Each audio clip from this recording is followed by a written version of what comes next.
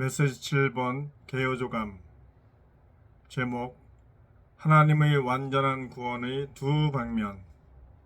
법리적인 구속과 유기적인 구원. 하나님은 천지를 창조하신 후 사람을 창조하셨습니다. 그리고 그 사람을 통해 하나님이 표현되기를 원하시고 사람이 하나님을 대표하여 다스리기를 원하셨으며 사람을 통해 하나님 자신의 증가와 재생산을 얻으시기를 원하셨습니다. 즉 그분의 단체적인 표현을 얻기를 원하셨기 때문에 하나님 자신을 그분이 선택하신 백성 안으로 분배하고자 하셨습니다. 그러나 이 목적이 이루어지기 전에 그 백성이 타락하게 되고 하나님에게서 멀어지게 되었습니다. 그래서 하나님은 그분의 목적을 이루시기 위해 무엇보다 먼저 이 타락한 사람을 가련한 상태에서 구출하시기 위해 무언가를 하셔야만 했습니다.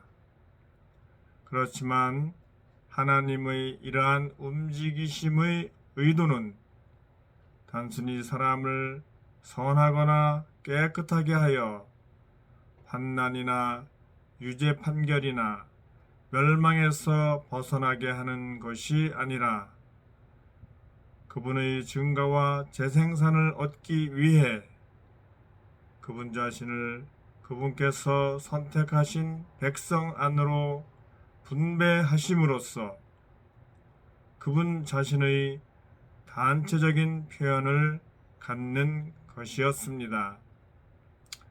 이것이 하나님의 경륜입니다. 이와 같이 하나님은 사람을 가련한 상태에서 구원하시는 것에 더하여 사람을 원래의 상태로 회복하시어 하나님의 본래의 갈망을 이루도록 하는 일, 즉 하나님의 완전한 구원의 일을 수행하셔야 했습니다. 로마서 1번에서는 하나님의 완전한 구원에는 두 방면, 법리적인 방면과 유기적인 방면이 있음을 말합니다. 법리적이라는 것은 하나님의 의로운 기준을 충족시켰다는 것으로서 법적인 의무와 책임을 다 감당하여 법적으로 조금도 하자가 없는 것을 말하고, 유기적이라는 말은 생명 또는 생명 성숙과 관련된 것을 말합니다. 예를 들어 어떤 사람이 왕가의 자손으로 태어나서 왕위를 물려받을 자격을 가졌더라도 생명이 성숙해야만 올바른 왕이 될 수 있는 것처럼 한 면에서는 자격을 갖추고 합당한 위치에 있어야 하지만 또 다른 방면에서는 생명 성숙의 과정이 필요합니다. 그리고 법리적이라는 말을 대할 때 지금 현실에서는 유전무죄, 무전유죄라는 말이 종종 등장하는 것을 봅니다. 즉 죄를 지었지만 돈이 많아서 유능한 변호사를 선임하면 무죄를 이끌어낼 수도 있고, 죄가 없지만 돈이 없어서 유능한 변호사를 선임하지 못하면 누명을 벗지 못하는 경우가 있다는 것을 빗대어 하는 말이지요. 그렇지만 하나님은 그분의 완전한 구원을 성취하시기 위해서 법리적으로도 전혀 문제가 없을 뿐만 아니라 유기적으로도 완전하게 구원을 이루고 계십니다. 하나님의 구원의 법리적인 방면은 육체 안에 계신 그리스도에 의해 성취되었으며 그리스도의 땅에서의 사역이라는 물질적인 영역 안에서 객관적으로 성취되었습니다. 즉 하나님께서 십자가에서의 그리스도의 구속하는 죽음에 의해 죄인들에 대한 그분의 의로운 율법의 모든 요구를 이루심으로 성취하신 것입니다. 그런데 이와 같이 법리적인 방면에 문제가 없도록 하시는 일은 구원을 위한 절차적인 측면이고 유기적인 방면에서 수행하시는 일은 구원의 목적에 해당합니다. 절차의 방면에서 하나님은 그분 자신의 법리적인 요구에 따라 구속을 이루셨습니다. 여기서 말하는 구속은 붙잡아서 가두다라는 뜻이 아니라 몸값을 지불하고 구출해 내다라는 뜻입니다. 이 단어는 레위기 25장 24절에서는 땅을 되사는 것으로 사용되었습니다.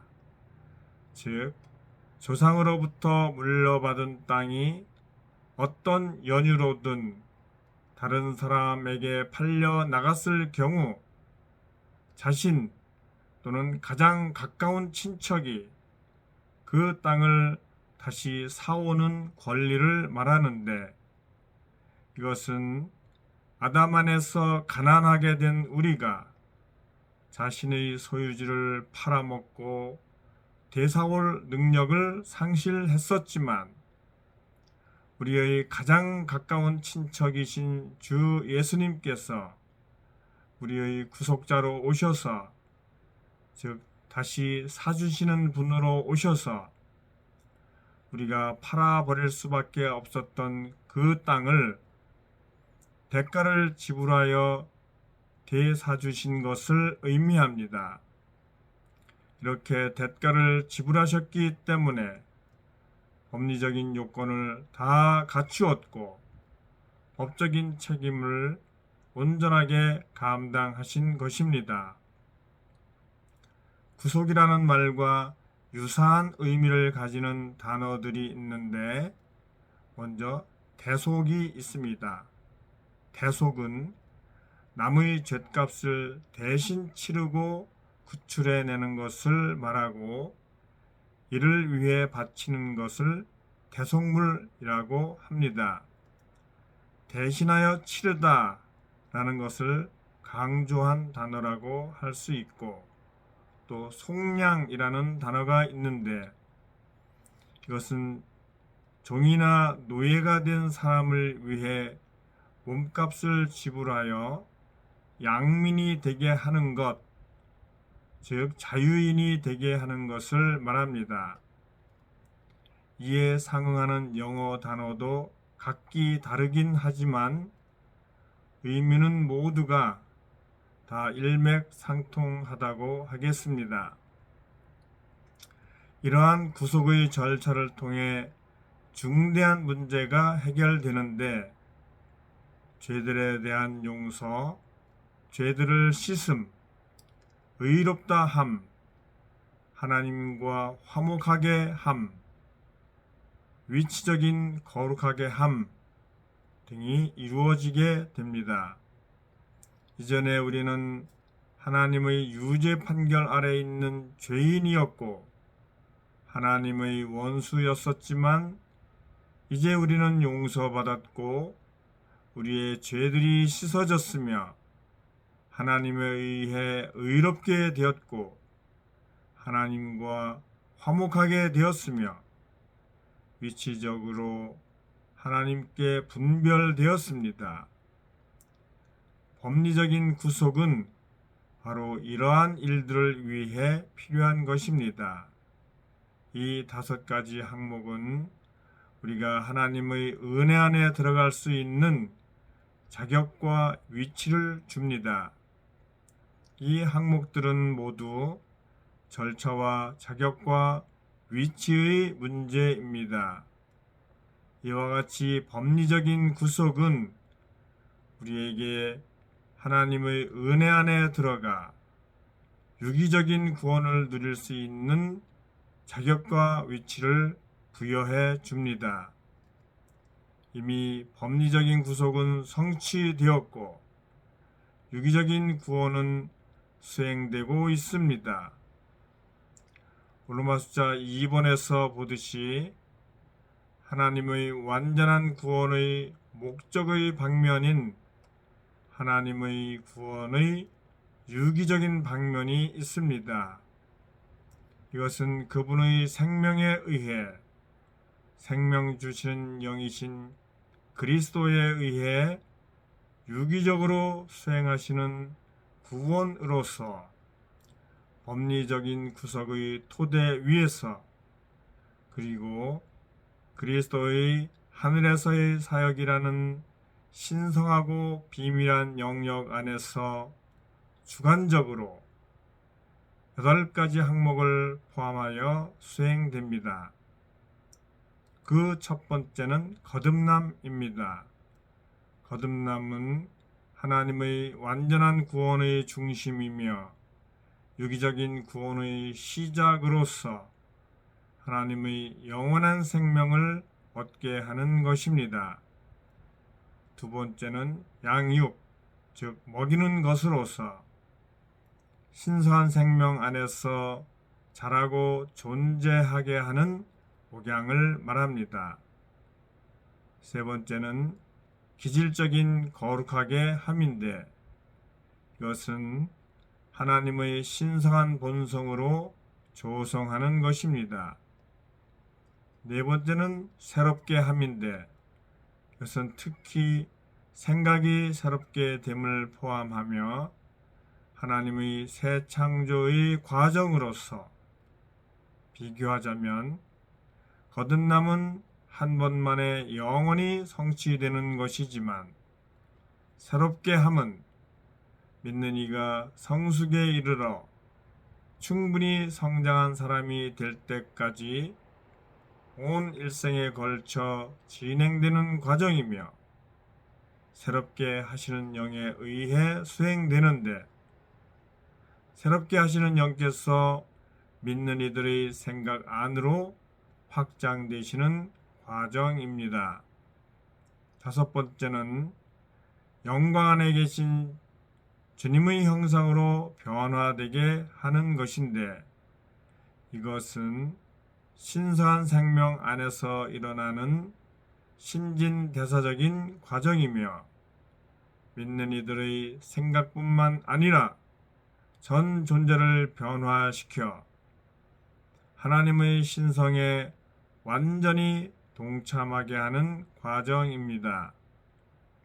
여섯 번째는 하나님의 건축물인 그리스도의 몸의 건축을 이루는 것인데 이것은 신성한 생명 안에서 함께 결합되고 짜이는 것입니다. 일곱 번째는 하나님의 아들의 형상과 같은 형상을 이루는 것인데 이것은 신성한 생명 안에서 성숙에 이른 결과이며 거듭나게 하고 먹이고 거룩하게 하고 새롭게 하고 변화시킨 것의 완결입니다. 여덟 번째는 성숙한 믿는 이들의 영광스럽게 됨인데 몸의 구속 또는 몸의 변형이라고도 합니다. 이것은 성숙한 믿는 이들이 일생 동안 하나님의 영광으로 적셔지고 하나님의 영광 안으로 이끌려 들어감으로써 안팎으로 영광스럽게 되는 것을 말합니다.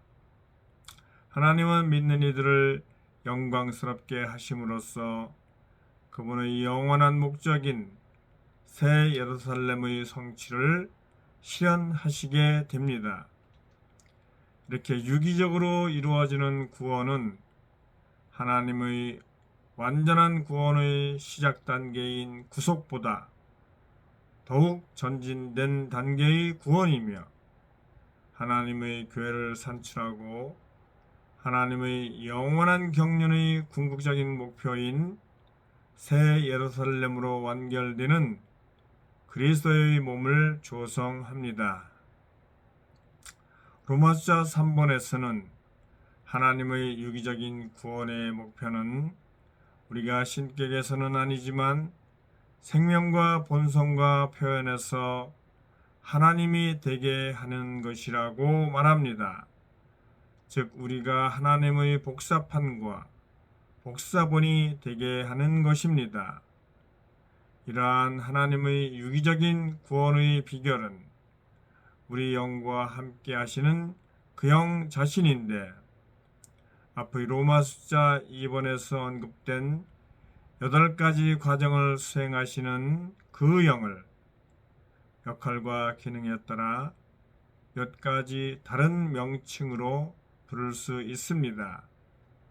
첫째, 나으시는 영입니다. 이것은 그리스도에 의해 살아난 우리의 영 안에서 우리를 거듭나게 하시는 영입니다.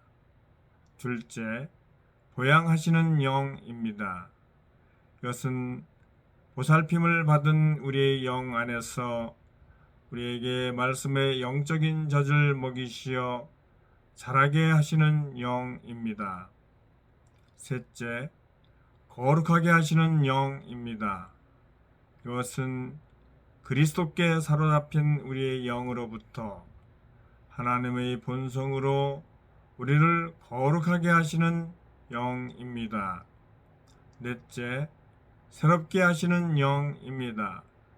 그것은 그리스도께서 내주하시는 우리의 영 안에서 우리를 새롭게 하시어 십자가의 파쇄를 통해 새 사람을 입도록 하시는 영입니다. 다섯째, 변화시키시는 영입니다. 이것은 그리스도에 의해 충만해진 우리 영 안에서 우리를 그분의 영광스러운 형상으로 변화시키시는 영입니다.